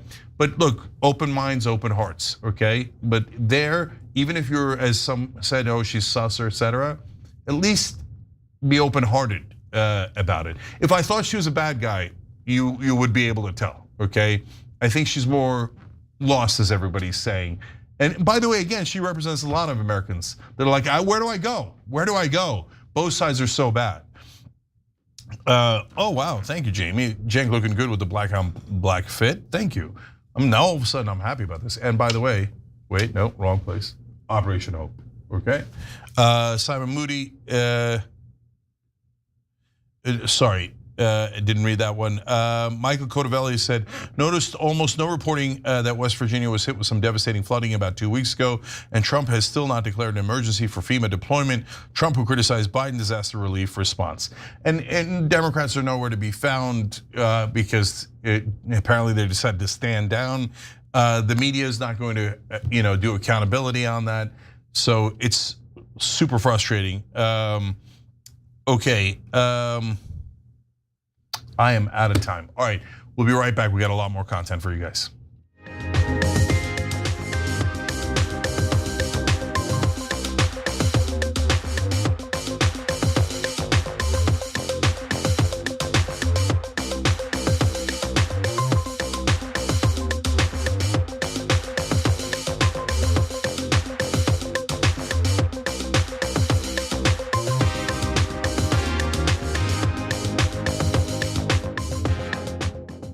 Back on TYT, Cenk and Ana, more news for you guys. All right. Well, today, 21 civil servants that worked with the Department of Government Efficiency stepped down and resigned in protest of Elon Musk's haphazard dismantling of the federal government. Now, here's an important thing to note here, big caveat. These anonymous employees had actually worked for the US Digital Service, which was an executive branch unit that was then rebranded by Musk and Trump, as the United States DOGE service. And so these federal workers were already there when DOGE was created. They were not hired by Elon Musk. Nonetheless, the group includes engineers, data scientists, and product managers. So in a letter that they wrote to Susie Wiles, Trump's chief of staff, they explained their decision to step down. And I'm curious what you think about how this is all kind of developing. Yeah, so in the beginning, I thought that these were Elon Musk guys, and then I was like, whoa, Doge guys are quitting, and there must be something crazy going on. So it's not that, but what it is also very revealing because of a couple of things that these guys said, not just a resignation, but their specific reasons. So let's get into that. So they write to Susie Wiles, Donald Trump's chief of staff. Each of us left senior private sector technology positions to pursue nonpartisan public service. We swore to serve the American people and uphold our oath to the Constitution across presidential administrations. However, it has become clear that we can no longer honor those commitments at the United States DOGE service. On January 21st, we were subjected to 15-minute interviews by individuals wearing White House visitor badges. Several of these interviewers refused to identify themselves, asked questions about political loyalty, attempted to pit colleagues against each other, and demonstrated limited technical ability. This process created significant security risks and was designed to intimidate government employees. On February 14th, 1/3 of our USDS colleagues were indiscriminately terminated by an anonymous email. These highly skilled civil servants were working to modernize Social Security, veteran services, tax filing, healthcare, disaster relief, student aid, and other critical services. So those who remained, about 65 staffers, were then integrated into DOGE's government slashing effort. And honestly, now they've had enough. So they also say, we will not use our skills as technologists to compromise core government systems, jeopardize American sensitive data, or dismantle critical public services. We will not lend our expertise to carry out or legitimize DOGE's actions. The resignations now reduce the Department of Government efficiency by roughly 1/3. But in response, White House spokesperson Caroline Leavitt was pretty dismissive and essentially stated that protests, lawsuits, and lawfare will not deter Donald Trump. Yeah, because he's in the middle of doing lawfare against James Comey today. So he's apparently not bothered by it at all. Okay, so now this is super important for a couple of reasons. Look at the things that they demanded. Political loyalty, they had limited technical ability. So like, remember Musk said, I brought in these geniuses in DOGE. They're actually young guys who are political ideologues. And that's what every interaction at a government agency, they're reporting back the same thing. They're looking for political litmus tests, loyalty litmus tests, right? They're just a bunch of meatheads who, they're not geniuses at all. They need these tech guys, right? So what happened to the tech geniuses? Why are you lost without the actual tech people? And and what are they doing? Intimidating government employees. Look, I can't right now tell you that I know for a fact that there's a giant robbery coming. But I can tell you that if you were going to do a giant robbery, this is exactly how you would do it. What's the first thing you would do? You would say, you'd fire all the cops so you can't get arrested. So all the regulators at the SEC, the IRS, gone, CFPB gone entirely. Any kind of regulator, Wall Street, crypto, gone. The 50 guys working on crypto regulations moved out at the SEC and one other organization. So all the cops are gone, okay, check. Second of all, you do political and loyalty tests to all the government officials you deal with to make sure that you're not gonna say anything now, are you? You're a team player, aren't you?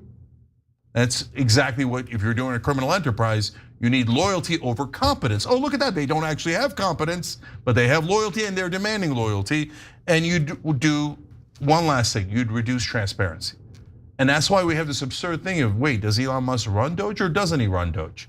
Because of course he runs Doge, and Trump, since he doesn't know anything, is like, yeah, what do you mean? Of course he runs it. But in court, they're saying, no, he doesn't. Why? Because we don't want to show you any of his financial interests. There's giant conflicts of interest that you would have to report if he was an employee of the government. So they don't want to report his giant conflicts of interest. So what happened to radical transparency? It's the exact opposite. Then you'd cover up your side so that no one could see what you were doing.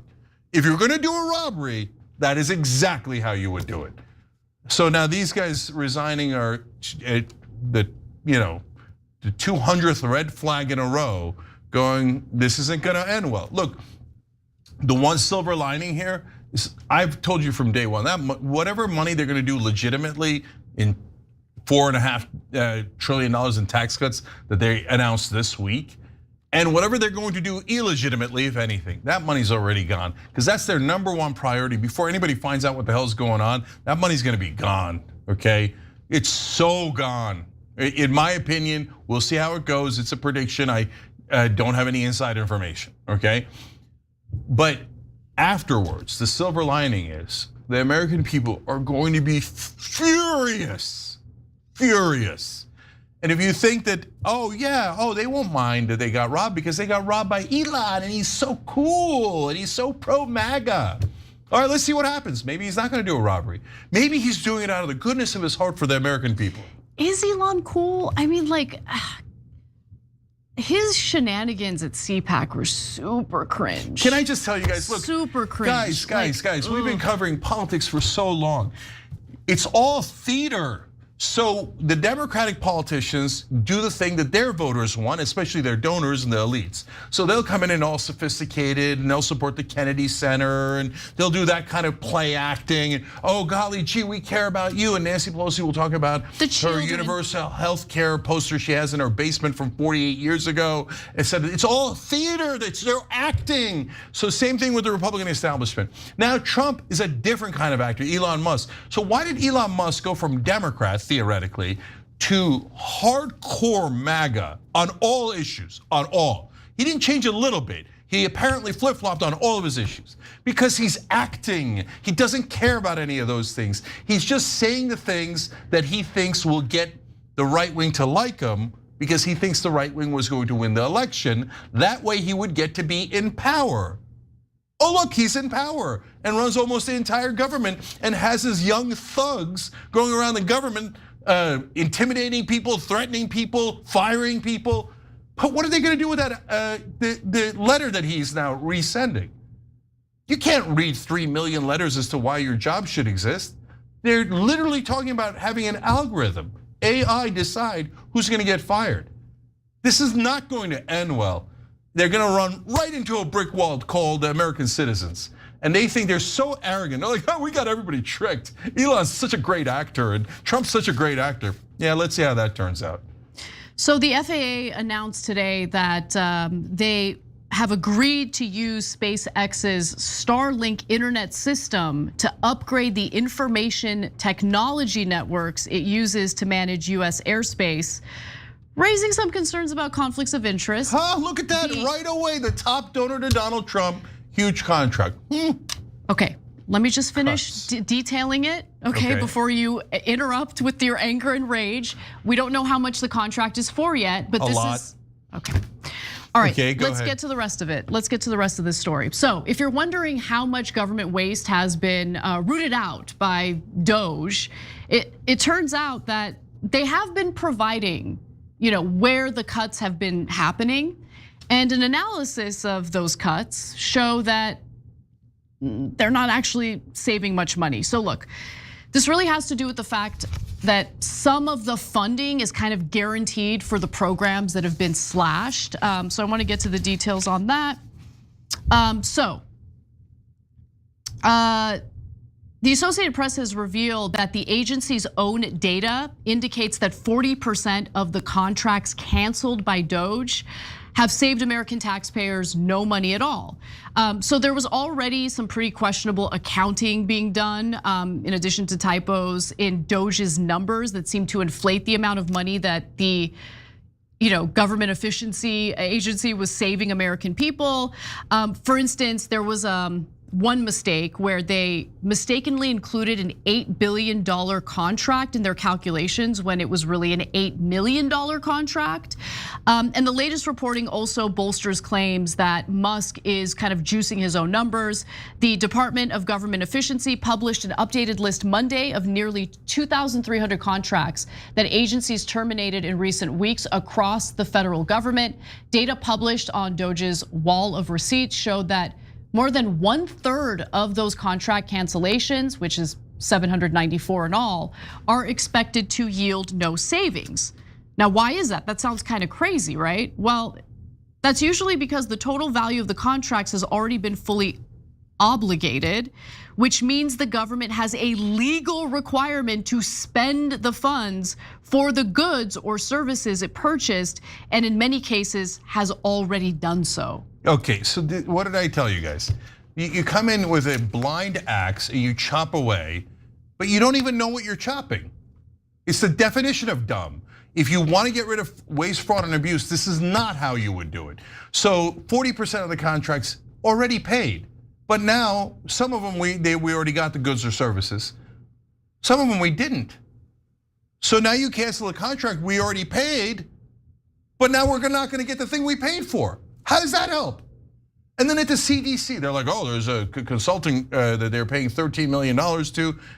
I forget if it's McKinsey or whoever it is, one of the big consulting firms. And we got them. But we already paid them. And it turns out they were looking to reduce the CDC, and they were going to take away 2 offices because they had already decided that it was bloated and they were getting paid to reduce it. But now they won't reduce it. They'll just take the money, but won't reduce it. How did that help? If you cut without looking, it is by definition dumb. Okay, I'm sorry, Anna. Can you please go back to the Starlink and tell us what happened? So we don't know what the dollar amount for that contract is yet. This story just broke earlier today. CNN Business is specifically reporting it, but this is, look, obviously the federal government under Biden had contracts with Starlink, right? So it's not unheard of for this to happen, but it becomes a much bigger issue when Elon Musk, of course, the founder and CEO of these companies, is working super closely with the federal government and the president of the United States, essentially calling the shots in firing federal workers and cutting federal programs, as an unelected official, and then also, getting all sorts of sweet deals by the federal government as he's playing this role within the Trump administration. And so that conflict of interest is real. It is a problem. And if anyone thinks that the richest man in the world is looking out for, blue-collared American workers as he's cutting jobs left and right, I mean, I have a bridge to sell you, okay? I have a pyramid scheme to get you involved in. This is, it's crazy. So, look, fair show in America. Starlink is an amazing company, and I don't think all of Elon's companies are amazing. Okay, I think Tesla's. I don't know what the hell they do with that valuation. That's a whole separate story, right? But Starlink is an amazing company. But now you're telling me that you're not doing Pentagon cuts, you're doing Pentagon realignment, And now some of that money is going to your company. But that's not what anybody voted for. That's not what MAGA voted for. That's not what we voted for. Nobody voted for do realignment so that we don't save any money, but we give all that money to Donald Trump's top donor. So look, last thing, I think that they think they're cute and they're never gonna get caught.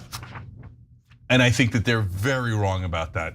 And part of what they assume is the right wing is gullible. They'll just back us no matter what till the end of time. And I know they think that, the left wing thinks that. I'm apparently the only person who ironically believes a little bit in those voters and who thinks, no, they're gonna catch you. And when they catch you, they're gonna be furious. It hasn't happened yet and probably won't happen for a long time. But eventually everybody gets caught. I will say once their Medicaid benefits are cut, once they start feeling the economic consequences of what's currently transpiring, when a service they need from the federal government is no longer available, when big banks are able to do whatever the hell they want without a cop on the beat, yeah, maybe some of them will change their minds, but we'll wait and see. All right, we gotta take a break, we'll be right back.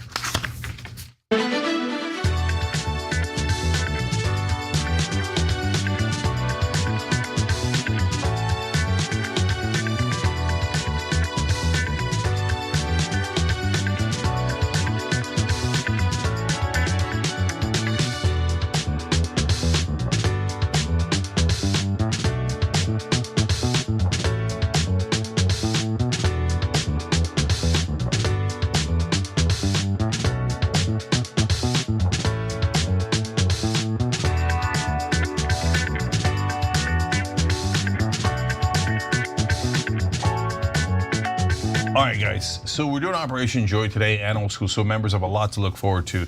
But part of what we did on Operation Joy one night was back one of our own, and that's Phyllis. So she was the first populist TYT that TYT got behind. She's up for America's favorite pet. She's one of the employees' dogs here. So hence she's part of the TYT family. And right now, you guys, because of your wonderful work, she's in the semifinals, which is awesome. And so she'd get to be the cover girl for Modern Dog magazine if she wins. And Judith, who is her mother, let's put it that way, will donate the full $10,000 prize to the Pasadena Humane Society, who's doing amazing things to help pets and animals displaced by and injured by the LA fires. So cast your free vote today. The link is on the populist plank and that QR code right there. It just takes a few seconds, and obviously this is one of the most important elections of the year. So get your phones out, do that QR code. Let's get Phyllis to be America's favorite pet so the TYT Nation continues its winning streak. Okay, all right, by the way, if you want to see our actual impacts in the real world around policy and things that affect human beings, go to tyt.com/impacts, because we've been trying to make a difference for a long time here. And from time to time, we actually pull it off. And there's no way in the world we could do it without you guys participating. So if you're not into it, it won't get done. So check out tyt.com/impacts and then look forward to more things that we could do together. MKLE in 2013 writes in, new member here, this is why I love TYT. It's obvious you guys are aware of your audience, speaking to all sides, and in knowing the left is not a cookie cutter group. Loved your advice to Lindy about sticking to principles moving forward. Thank you for saying that. Oh, that's M. Klein 2013, thank you. Swagger is actual wrote in, the largest contract just got doged about an hour ago, currently figuring out who will be losing their jobs tomorrow through no fault of their own. Over 100 people will be affected by this. Why? Well, again, nobody voted for this. They just keep assuming that they did. In fact, when we said, looks like you guys are gonna cut giant things like the Department of Education and do all these radical things, they're like, oh, no way, we're not gonna do it. And now here they did it. So not only did they not run on it, they actively said they weren't going to do it during the campaign. This is their real agenda. And why? The $4.5 trillion in tax cuts. So like, I don't know if MAGA's ever gonna wake up to it. It's the tax cuts, guys. Everything is in service of tax cuts for the rich donors. There, I solved it. All right, Hamilton Slade writes in on Twitch. Oh no, I'm gonna run out of time.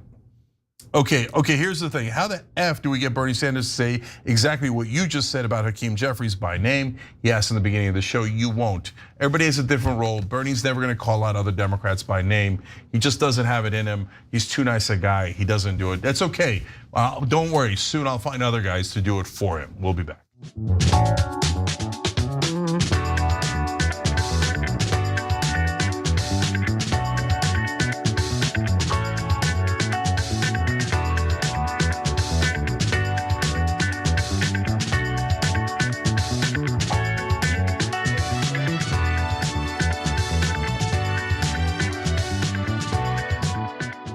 All right, back on TYT. The Blue Wolf just upgraded through the join button. Appreciate it, brother. Way to be a TYT producer. You're part of the show now.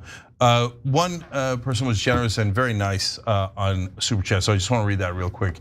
Dane Fitzmaurice wrote in, Cenk Ana, though I'm a conservative, TYT is truly among my favorite sources. Your authenticity, grasp of nuance, and an effort to reach across the aisle have helped me think more critically about my own positions. Thank you and keep up the great work. Thank you. Wow, thank you, Dane. Really, really appreciate it. That's wonderful of you to say. All right, Anna.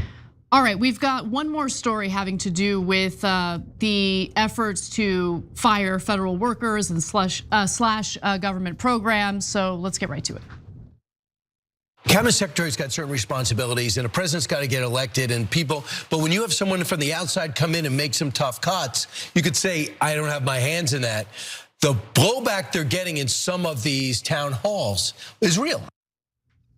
Some on the right, including conservative Fox News host Brian Kilmeade, are actually fessing up to the fact that some Republican lawmakers are receiving backlash and hostility from their constituents over what Donald Trump and Elon Musk are currently carrying out in the federal government, essentially firing federal workers, potentially slashing federal government programs. However, Cenk, some Republicans apparently can't figure out why anyone would be upset. Yeah, when you run on helping the economy and then you start firing everybody when you get in, people might get upset. Yeah. So to me, the thing that I always say is, yes, but what is this in service of? Why are they doing this? We'll explain that a little bit later. So as just one example of the hostility GOP lawmakers are being met with, let's go to Missouri Republican Congressman Mark Alford, who was met with quite a bit of rage at a recent town hall he hosted. Now, he also decided to praise Trump and defend Elon Musk, even though the firings are affecting his constituents in Kansas City. Take a look. Elon Musk has contracts with the federal government. But he is also, I think, doing an effective job. Conflict of interest!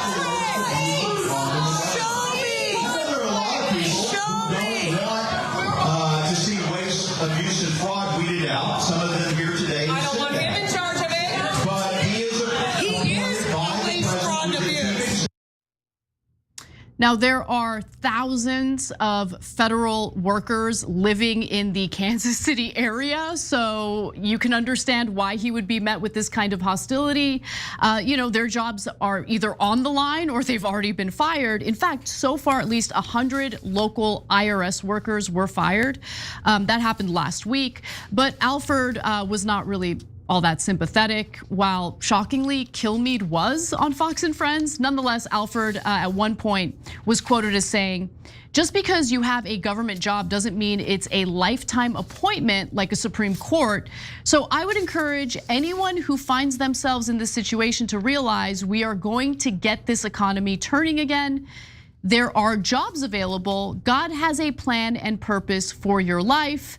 Now, later he claimed that after the fact, like the full quote was, God has a plan and purpose for your life. You are not a victim, you are a victor. I don't know if that's supposed to make them feel better, but he wanted to make sure that we had the full statement. He also says government employees are going to be let go, and that's just the reality. I feel bad that people have been let go. I understand that. So I guess a little bit of empathy, but not much. No, that's no empathy. He's just trying to cover his ass. So guys, sometimes when you do cuts, some cuts are necessary, and some people will lose their jobs. I think that the reason people are so angry is because they didn't even ask if you're doing something wrong. Exactly. They just fired you. Exactly, yeah. And that's why they're livid about the injustice, not just that they got fired. No, you're exactly right about that. And again, to reiterate, there is definitely bloat. There is waste in the federal government, as there is in state and local government as well. So, I mean, Donald Trump would get so much praise if they were actually doing this methodically and not allowing the richest man in the world to just, cut back on the federal government indiscriminately. I just figured it out. So in the middle of the show, Anna, I'm like, why are they going like a runaway freight train, totally out of control? Well, what's the first story we did on today's show? The Republicans just introduced a $4.5 trillion tax cut today, right? Yeah. And so since the tax cut's gonna come up for a vote immediately, because that's their #1 priority, in fact, it's almost their only priority, they have to make a giant mess about and get all this attention around, we're cutting, so they could make it seem like, we $4.5 trillion, we're gonna cut like 8 trillion, 12 trillion, so don't worry about this. You just got that? No, I know that the cuts were meant to allay the $4.5 trillion. That was the thing I was gonna tell the audience at the end. That's always their purpose. But I didn't understand the reckless speed. But the fact that the tax cuts were already introduced this week explains why they're going so fast and why they're being so reckless, because they gotta get everybody talking about those cuts immediately. That's why they can't afford to be careful.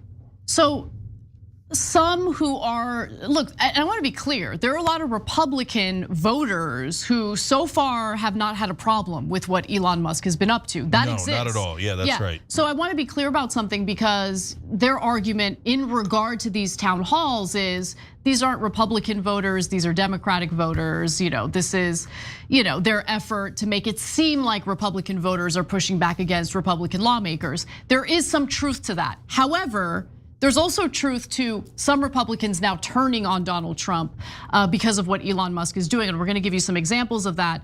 But what I'm referring to is the Missouri Democratic Party. They had encouraged attendance at this town hall, including posting guidance and suggested questions on social media. Numerous federal workers and union representatives appeared to be in the audience. So there is truth to the fact that there were Democrats there, but there's also truth to the fact that in this district that this Republican lawmaker represents, there's a lot of federal workers, federal government workers, and so. Yeah, there's one last layer to this. They realize that what right-wing voters want most is tax cuts. I'm sorry, that's their politicians, is the cuts, right? So like it seems like they're gonna lose a lot of independence with these radical, crazy cuts that people didn't vote for. Definitely. Yeah, and they are already losing them, and you can start seeing it in the polls, especially in Elon's polling and DOGE polling, right? But again, guys, the timing is everything, because by the time they all figure out that the cuts weren't that much at all and were realigned and redirected to the new donor class, it's gonna be too late because the tax cuts will have passed. I want to stop paying my federal taxes. So because what am I funding at this point? Because understand what I'm saying. Yeah, they're willing to. I just realized they don't mind losing the next election. They don't mind if the Democrats win the midterms or anything like that. They don't mind if they lose independence. They don't even mind if MAGA gets super mad at them later when they find out all the cuts were nonsense, because they'll have already gotten $4.5 trillion in tax cuts. That's what all of this is about. And guys, we spent $1 trillion paying interest on our debt last year, okay? Like adding more to the debt, which clearly, based on how things are going with the Trump administration, is going to be devastating for this country. Absolutely, we spent $1 trillion last year on interest. Yeah. On interest, Cenk. Look, I constantly communicate with MAGA, and I tell you their actual opinions, whether people believe me or not. And in this case, some of them are like, oh, no, that's gonna stimulate the economy. That's the same old Republican supply side economics. Oh, we'll trickle it all over you later. The rich get the money first. So a lot of them have bought into that load of crap, right? And they were on the right with that's been propaganda for 40, 50 years. But a lot of them, or some of them, are like, wait, no, you must be lying, or you must be kidding, or it must not be true. They're not really gonna do $4.5 trillion in tax cuts, are they? Yes, they are. They are. That's what I'm telling you. But the thing is, the rubber's about to hit the road. They're introducing the legislation this week. So some portion, certainly the independents that voted for Trump, but some portion of MAGA is gonna be like, wait, what? We're gonna add $4.5 trillion to the deficit? Yeah, because meet the new boss, same as the old boss. It's the uniparty with just a different uniform on. All right. Let's go to our last story, just because we have very limited time, and I want to talk about other things too. So let's do it. I think that Americans are starting to wake up to the fact that President Donald Trump is not a threat to democracy. He took a bullet and nearly lost his life to try and protect democracy. And that's what we have to understand. This is a man who doesn't need to run. He doesn't need the job or a paycheck. He's running because he loves our republic. He wants to save our republic from the radical extremists who are basically making these comments that are incendiary. Well, that Republican lawmaker, Representative Corey Mills, is now facing a pretty serious investigation having to do with allegations that he physically assaulted his mistress. Now, the story is super complicated and there's lots of twists and turns because while police could have arrested him on the spot, they decided against doing so. And there are 3 different police reports involved in this story. So bear with me as I go through the details. So, in a statement, the Metropolitan Police Department in DC, of course, said officers were called to the 1300th block of Maryland Avenue Southwest around 1:15 p.m. Wednesday for the report of an assault, adding that an active criminal investigation is underway. So apparently, Congressman Mills had some sort of physical altercation with his mistress. That's the allegation here. The police were called to the scene. Now, there are 3 police reports with varying levels of detail about what went down between Mills and his alleged victim, a 27-year-old woman. By the way, he's married with 2 children, but I'll continue. So the first police report provided to News 4, that's an NBC affiliate, said her significant other for over a year, that's Mills, grabbed her, shoved her, and pushed her out of the door. The report says she showed the officer bruises on her arm, which appeared fresh. Now, the first report then goes on to note that during a phone call between the significant other and alleged victim, she let officers hear subject 1, now identified by the Metropolitan Police Department as Congressman Mills, instruct her to lie about the origin of her bruises. Not good, very bad. So guys, the most important part of this story is why they didn't pursue charges in the first place, which is devastating. But look at how clear it is. The cops heard him telling her to lie about the bruises. Eventually, subject 1 made contact with police and admitted that the situation escalated from verbal to physical, but it was severe enough to create bruising. So that's the congressman. He even admits that it was physical.